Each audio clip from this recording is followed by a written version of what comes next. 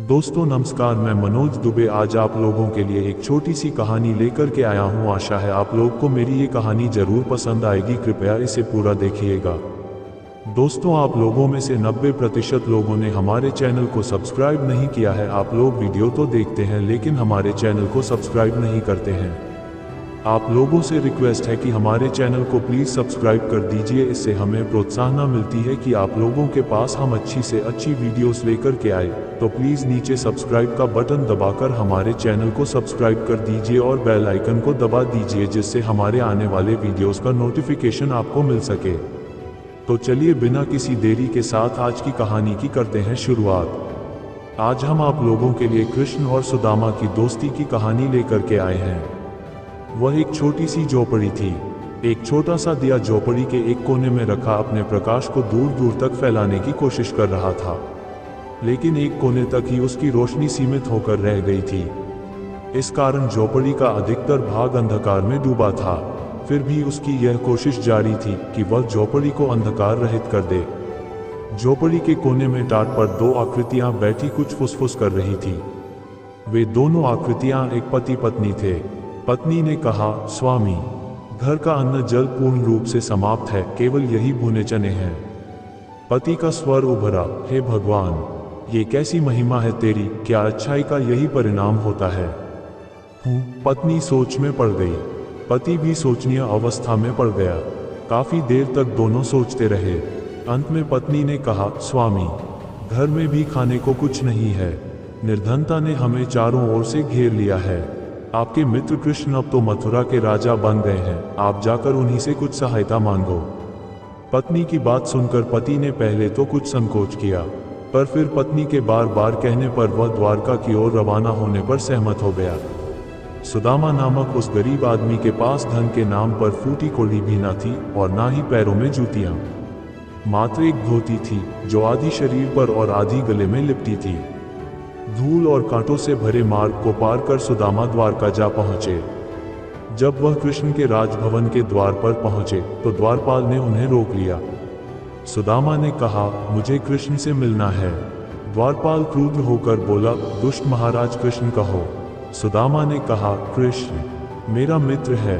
ये सुनते ही द्वारपाल ने उसे सिर से पांव तक घूरा और अगले ही क्षण वह हंस पड़ा। तुम हंस क्यों रहे हो? सुदामा ने कहा, जाओ कहीं और जाओ, महाराज ऐसे मित्रों से नहीं मिलते, द्वारपाल ने कहा और उसकी ओर से ध्यान हटा दिया। किंतु सुदामा अपनी बात पर अड़े रहे। द्वारपाल परेशान होकर श्री कृष्ण के पास आया और उन्हें आने वाले की व्यथा सुनाने लगा। सुदामा का नाम सुनकर कृष्ण नंगे पैर ही द्वार की ओर दौड़ पड़े। द्वार पर बचपन के मित्र को देखते ही वे फूले न समाये। उन्होंने सुदामा को अपनी बाहों में भर लिया और उन्हें दरबार में ले आए। उन्होंने सुदामा को अपनी राजगद्दी पर बिठाया। उनके पैरों से काटे निकाले पैर धोए। सुदामा मित्रता का ये रूप प्रथम बार देख रहे थे।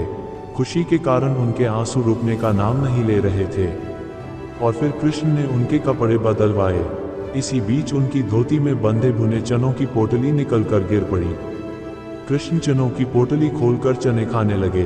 द्वारका में सुदामा को बहुत सम्मान मिला, किंतु सुदामा फिर भी आशंकाओं में घिरे रहे, क्योंकि कृष्ण ने एक बार भी उनके आने का कारण नहीं पूछा था।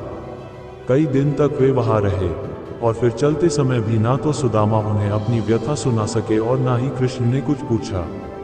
वह रास्ते भर मित्रता के दिखावे की बात सोचते रहे।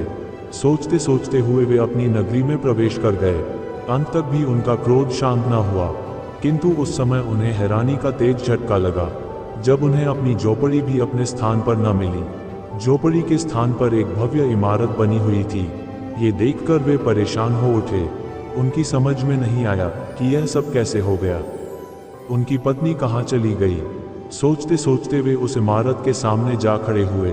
द्वारपाल ने उन्हें देखते ही सलाम ठोका और कहा, आइए मालिक। ये सुनते ही सुदामा का दिमाग चकरा गया। यह क्या कह रहा है, उन्होंने सोचा। तभी द्वारपाल पुनः बोला, क्या सोच रहे हैं मालिक, आइए न। यह मकान किसका है? सुदामा ने अचकचा कर पूछा। क्या कह रहे हैं मालिक, आप ही का तो है। तभी सुदामा की दृष्टि अनायास ही ऊपर की ओर उठती चली गई। ऊपर देखते ही वह और अधिक हैरान हो उठे। ऊपर उनकी पत्नी एक अन्य औरत से बात कर रही थी। उन्होंने आवाज दी। अपना नाम सुनते ही ऊपर खड़ी सुदामा की पत्नी ने नीचे देखा और पति को देखते ही वह प्रसन्नचित होकर बोली, आ जाइए स्वामी, यह आपका ही घर है। ये सुनकर सुदामा अंदर प्रवेश कर गए। पत्नी नीचे उतर आई तो सुदामा ने पूछा, ये सब क्या है? पत्नी ने कहा, कृष्ण कृपा है स्वामी। क्या? सुदामा के मुंह से निकला। अगले ही पल वे सब समझ गए। फिर मन ही मन मुस्कुराकर बोले, छलिया कहीं का। शिक्षा। मित्रों, मित्र वही है जो मित्र के काम आए। असली मित्रता वह मित्रता होती है जिसमें बगैर बताए, बिना एहसान जताए मित्र की सहायता इस रूप में कर दी जाए कि मित्र को भी पता ना चले। जैसा उपकार श्री कृष्ण ने अपने बाल सखा सुदामा के साथ किया। हमें आशा है कि आपको हमारी यह वीडियो पसंद आई होगी। अगर आप इसी तरह के और वीडियोस देखना चाहते हैं तो कृपया हमारे चैनल को सब्सक्राइब करके बेल आइकन दबाना ना भूलें, जिससे हमारे आने वाली वीडियो का नोटिफिकेशन आप तक पहुंच सके। हमारे वीडियो को लाइक और अपने दोस्तों और परिवार के साथ शेयर करना ना भूलें। कृपया कमेंट करके बताएं कि आपको हमारे वीडियोस कैसे लग रहे हैं। इसी के साथ जय हिंद, वंदे मातरम। मिलते हैं अगले वीडियो में। तब तक के लिए छोटों को ढेर सारा प्यार और बड़ों को नमस्कार।